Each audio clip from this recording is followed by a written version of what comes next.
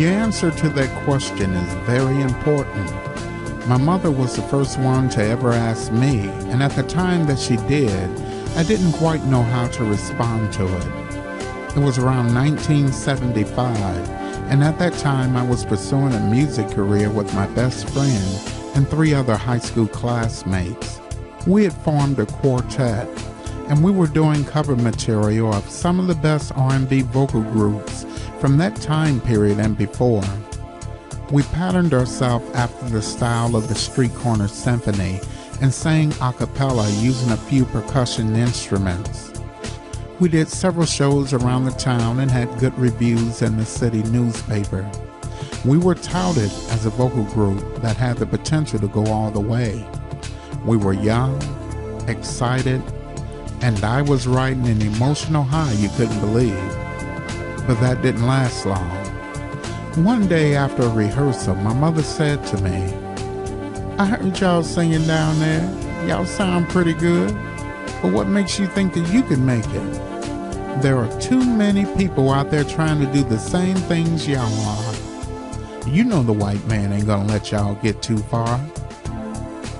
I share this story with you not to bring shame to my mother, but because this story really typifies the thought processes of many African Americans raised in the South in an era where black men and black women had to tip their heads in respect to white men and white women who were doing nothing more than walking down the street in their direction.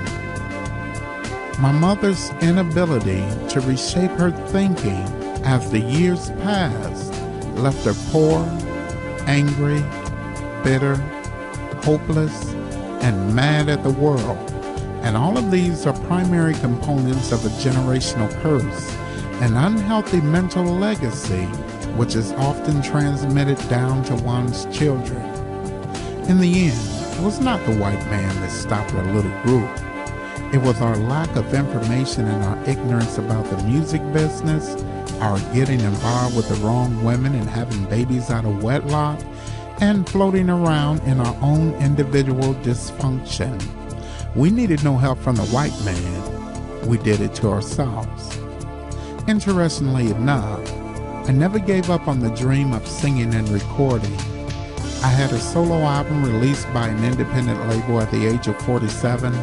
I started a couple corporations and I began my writing career.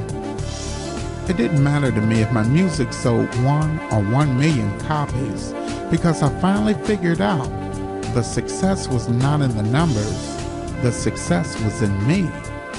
Equally important was this inward desire and the determination I had not to die with my music and my books still in me. But I first had to deal with my mother's mental baggage, her negative internal scripting which she handed me as I was boarding the train of life. I had to learn to carry the memory of Mama, but to throw Mama's baggage from the train.